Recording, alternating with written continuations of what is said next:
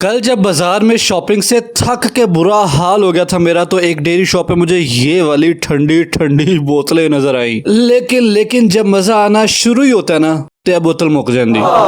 बस फिर मैंने घर आके एक पतीली में 1.5 लीटर दूध डाला, लेकिन उसमें से 1 कप दूध निकाल के ना मैंने पहले सेपरेट कर लिया। उसके बाद इसके ऊपर ढक्कन लगा के इसमें हल्का सा बॉयल आने दिया। जब बॉयल आ गया, इसमें डाल देंगे इलायची पाउडर तकरीबन ½ टीस्पून। उसके बाद इसमें 1 कप चीनी और 250 ग्राम खोया डाल के ना इसको अच्छे से हमने मेल्ट कर लेना है। जब ये मेल्ट हो जाएगा, फिर हमने जो दूध सेपरेट निकाल के रखा था ना, उसमें हम डाल देंगे 1.5 टेबलस्पून आइसक्रीम पाउडर। कल सुनो, अगर आइसक्रीम पाउडर नहीं मिलता ना, तो कस्टर्ड पाउडर से भी काम चल जाएगा। बस इसको अच्छे से मिक्स करके लाके हमने पकते हुए दूध के अंदर आहिस्ता आहिस्ता डालते जाना, साथ से चम्मच को हिलाते रहना। और ये डालने के बाद ना सिर्फ घड़ी का टाइम देख के 2 मिनट आपने पकाना है। 2 मिनट बाद चूल्हे को बंद कर देंगे और दूध हमारा तैयार है। लेकिन अभी रुको, अभी हमारे मकसद सिर्फ ये रह गया कि हमने इसको ठंडा करना है। और जब दूध ठंडा हो जाएगा, फिर उसको निकाल के एक बाउल में ट्रांसफर करेंगे और फिर इसमें डाल देंगे ढेर सारी बर्फ। यही बर्फ हमारी कंसिस्टेंसी और मीठे को बैलेंस करेगी। माशाल्लाह। अच्छा, आप सोच रहे होगे बादाम किधर है? बादाम भाई हमने डालने हैं बोतलों के अंदर। हाँ जी, ताकि हर बोतल में बादाम आए। ठीक है, तो अब हमने हमारा जो दूध तैयार किया ना ठंडा वो हमने बोतलों के अंदर भरना शुरू कर देना है। लो सरकार, ये है वो दूध बादाम वाली ठंडी ठंडी बोतलें जो डेयरी शॉप्स के ऊपर आपको अपनी तरफ खींचती हैं। तो आप भी ये ठंडी ठंडी दूध बादाम वाली बोतलें घर पे बनाओ, खुद भी पियो, बच्चों को भी पिलाओ और एंजॉय करो यार।